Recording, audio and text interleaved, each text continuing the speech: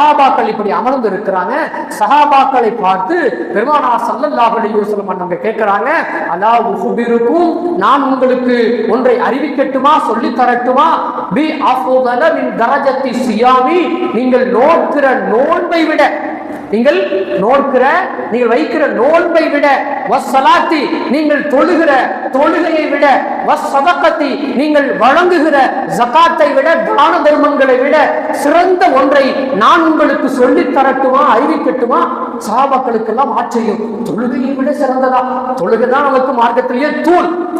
தொழுகை என்பது இஸ்லாத்தின் தூண். என்னிடத்துல ஈமான் இருக்கிறது என்று சொன்னால் நம்மிடத்துல என்ன இருக்கணுங்க?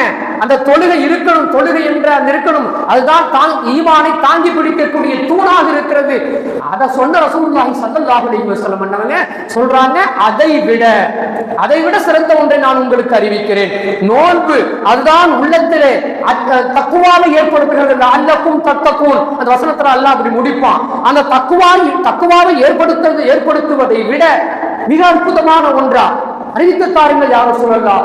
சதக்காவை விட, ஜகாத்தை விட, என்னுடைய பொருளை சுத்தப்படுத்தக்கூடிய அதை விட ஒன்றா அறிவித்து தாருங்கள் என்று சஹாபாக்கள் திரும்பவும் கேட்கிறார்கள். அப்படி கேட்கிற பொழுது பெருமானார் ஸல்லல்லாஹு அலைஹி வஸல்லம் சொன்னாங்க, கால ஸலாஹு ஸாத்தில் பைனி, உங்களுக்கு மத்தியிலே இணக்கமாக இருந்து கொள்வது. உங்களுக்கு மத்தியிலே இணக்கமாக இருந்து கொள்ளுங்கள். அது ஒரு கணவன் மனைவியாக இருக்கலாம், சகோதரர்களாக இருக்கலாம், என்னுடைய உடன்பிறப்புகளாக இருக்கலாம், என்னுடைய மற்ற உறவுகளாக இருக்கலாம், அல்லது என்னுடைய தெரு சார்ந்தவர்களாக இருக்கலாம், என்னுடைய கிராமத்தை சார்ந்தவர்களாக இருக்கலாம், ஊரை சார்ந்தவர்களாக இருக்கலாம். இப்படி அது விரிந்து கொண்டே போகும். நீங்கள் இணக்கத்தோடு இருங்கள். அப்படி இருந்தீங்கன்னு சொன்னா அதுதான் உங்களுக்கு நீங்கள் தொழுகின்ற தொழுகையை விட, நீங்கள் நோக்கிற நோன்பை விட, நீங்கள் வழங்குகிற ஜகாத்து தான தர்மங்களை விட மிகச்சிறந்ததாக இருக்கிறது என்று பெருமானார் ஸல்லல்லாஹு அலைஹி வஸல்லம் அவங்க சொன்னாங்க. சொல்லிட்டு அதோடு நிறுத்தல,